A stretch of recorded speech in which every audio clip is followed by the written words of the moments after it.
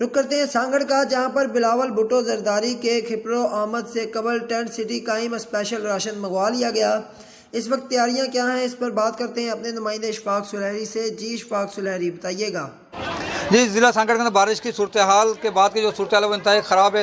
इस वक्त मुतासरीन की तादाद लाखों में है। जिला इंतजामिया की जानिब से सांगड़, खिपरो और हतोंगो के अंदर आर्जी टेंट सिटी जो है वो कैम्प कर दिया गया।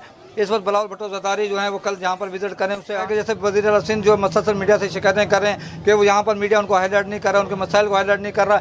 लेकिन जहाँ पर उनकी कोताहियों को अगर देखा जाए तो उनकी कोताहियाँ बहुत ज़्यादा हैं। यहाँ पर अगर लोगों को जो रिलीफ नहीं मिल रहा, मच्छरों की यहाँ पर भरमार है, यहाँ पर मलेरिया स्प्रे नहीं हो रहा। ये सैलाब की सूरत हाल है, तो सैलाब में मच्छर का जो है ना मतलब स्प्रेड ज़्यादा होता है, तो हमने इसको नोटिस में लिया है। अभी इंशाल्लाह इसकी स्प्रे किया जाएगा, ताकि बंदा नहीं है, एक आदमी नहीं है, पूरा ख़ानदान है 400 बंदों का, उसको रजिस्टर्ड किया है और उसको हम यहाँ पे जो बुनियादी ज़रूरतें हैं वो दे रहे हैं।